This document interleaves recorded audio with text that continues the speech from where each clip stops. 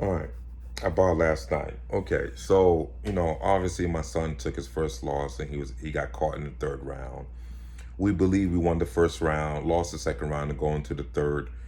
We needed that round. Unfortunately, those calf kicks really took a toll on him, and he couldn't catch his rhythm, and he couldn't plant down, and he got little, very flat-footed, and he became a stationary target. And Junior Cortez was able to capitalize.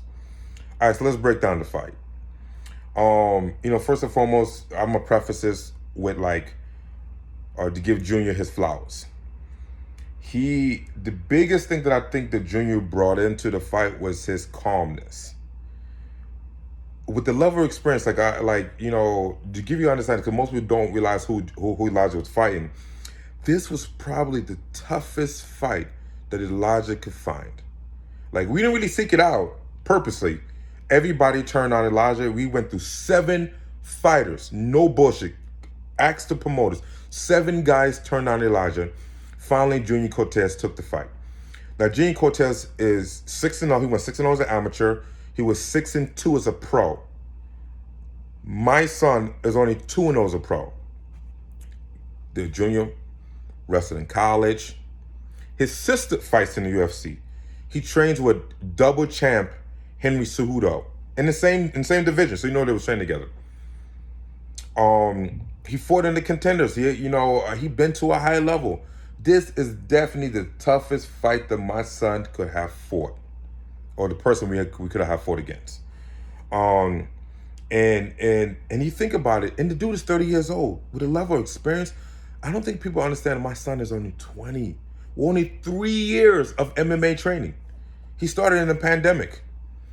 So, but we took the fight. And Junior brought it a sense of calmness. My son was starting to tag him. Junior was tagging my son too. So it was some back and forth. But he stood there with not taking a back step, and he stood there to implement his game plan. And his game plan was simple. We actually talked to him. His game plan was to stick a move a little bit, take out the legs, and obviously to land the strikes. Like, great job. Because we wanted to do the same thing. We wanted to land the calf kicks. We trained that. Okay, Elijah, he just couldn't find a rhythm. We wanted to be the faster person, to stick a move. So it was really game plan versus game plan, and it was like similar game plans. But one thing Junior had going into the fight was experience.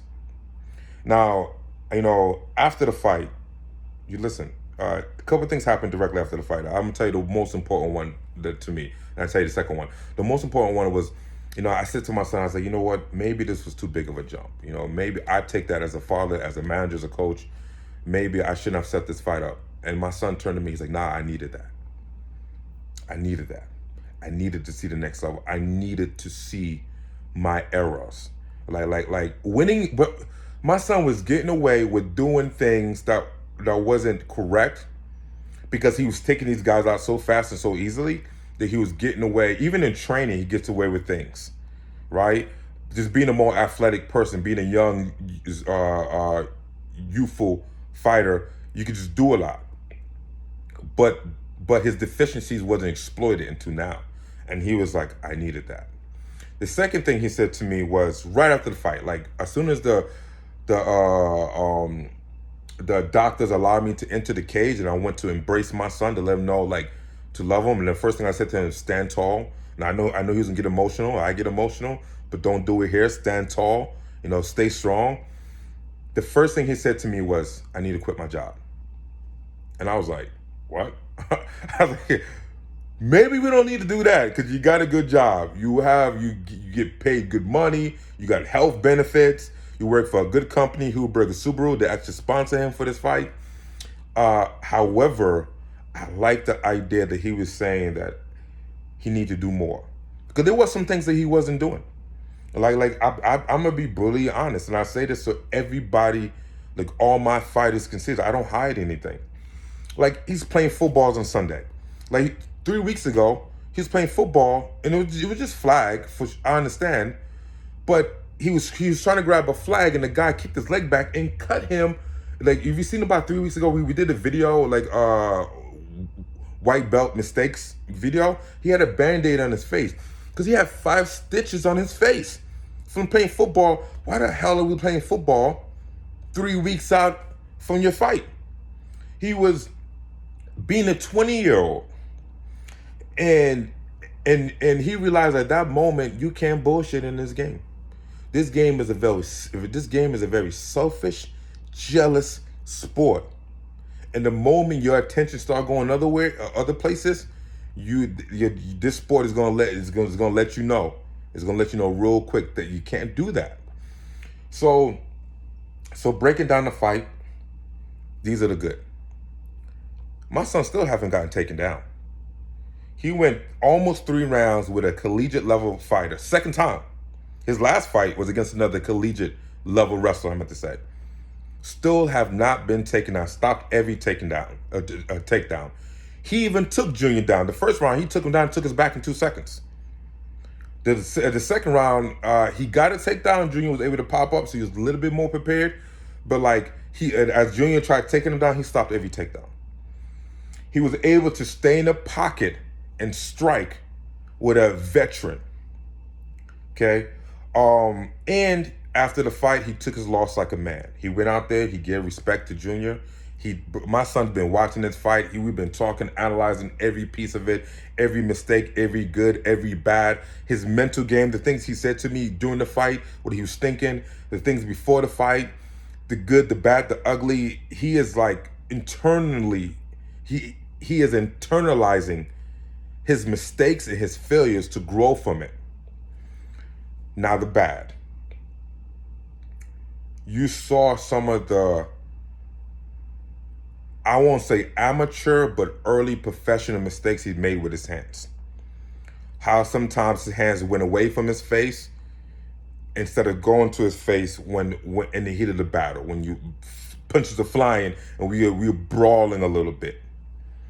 How he couldn't time those calf kicks. Like he made Junior missed a couple times. He even checked one kick, and I was like, okay, Junior may not kick anymore because that shit looked like it hurt. But Junior kept kicking. How Junior was able to fight his hands and time the kicks and time his jab, and that's how he was landing the calf kicks. How Elijah had too much weight on his lead leg. So when I told Elijah, I was like, what we needed was for him to fight behind the shoulder and keep more weight on his back leg and keep his front leg lighter so he could defend those kicks. What he did was more of a boxing stance sometimes, like you kind of leaning forward and you like you trying to draw out the punch so you could pull and counter, or you hand fighting to come over. Some of the stuff that we do train, but I think he relied on it too much and we didn't make the adaptations throughout the fight as we realized that was not the way to fight Junior. And sometimes you just gotta like make corrections, adjustments, and we didn't do that, right? So that was the bad. So going back, we're gonna take some time off. My son been fighting every 3 months, boom, boom, boom, every 3 to 4 months, boom, boom, boom. You know, from amateur to pros. And like what's that now? 5-0 as an amateur. Now he's 2-1 as a pro, so that's 8 fights in 3 years with a bunch of grappling tournaments, and try to make it through the pandemic. And you know, even he could have had more fights if people, one, didn't turn him down or people didn't get injured right before the fight. So because he had one training camp, he even made weight for one fight, and the guy didn't show up. So that'd have been 9 fights. So he's been fighting super consistent. And so it's time to take a little bit of a break and go back to the drawing board and focus on some stuff. Some of the game plans we're gonna do. We're gonna do some more traveling, go to some other gyms, get some hostile sparring. We need to not be comfortable sparring. We got some great training partners, but sometimes you get comfortable sparring with the same guys. We need some guys that's gonna put some butterflies in the stomach. Get some more road work. We need to build up those legs to take impact. And one of the best ways, here's a little thing, one of the best ways to take leg kicks and to build up strong bones, strong thighs, actually just running on the pavement. Not on a treadmill, not when it's comfortable, but running on the pavement. Build up those bones. axitize. They tell you. Um, and also just reevaluating our skill set and some of the mistakes we made in this fight. Now this is good because if people say you learn more in your losses, and because he was winning and winning so fast and relatively easy, we didn't actually take a lot on how to make him better. We just focused on the next guy, And we came up with game plans for the next guy. Now we can actually go back and look at him and be like, okay, stop doing that. Let's do this. So as a coach, I'm learning a lot. As a father, I'm learning a lot.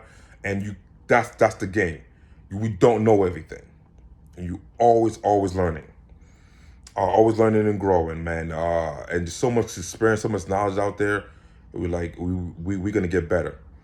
And the last little piece, man, I just want to thank everybody. My son too, man. He was more sad that he felt, this is his exact words, he felt like he disappointed everybody. It was so much pressure. Everybody's building him up to be the next big thing, and he's still going to be.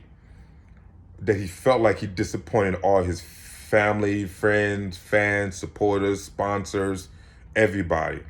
And I was like, bro, you didn't disappoint anyway. You fought your ass off. You went out there, you went out in your shield. I know it sucks, it hurts, but like that's the way the game goes. There's no fighter. I mean, almost 99% of fighters take a loss. And it's good that we took the loss now so we could correct those mistakes and not when we like knee deep in our career and something big is on the line, like a UFC contract is on the line or whatever the case would be. And then we like find out that, oh shit, we got all these mistakes that we need to correct. And it's too late then.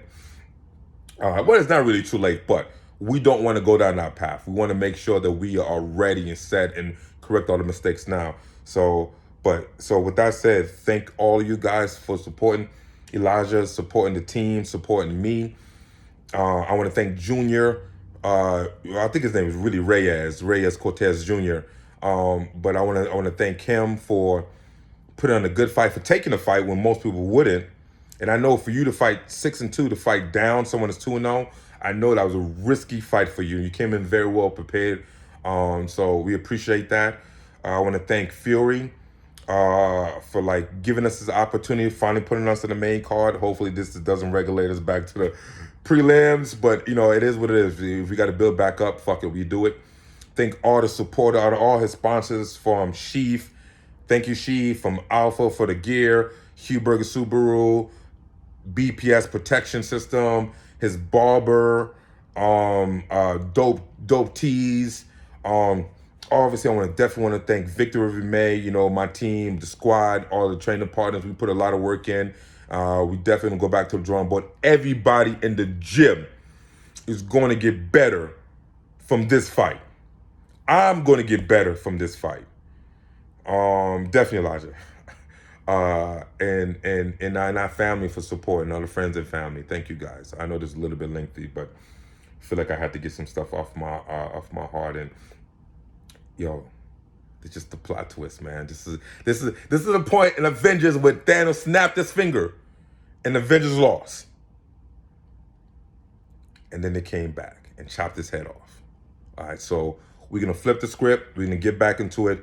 So just watch out, stay tuned. Big things coming soon. All right, guys.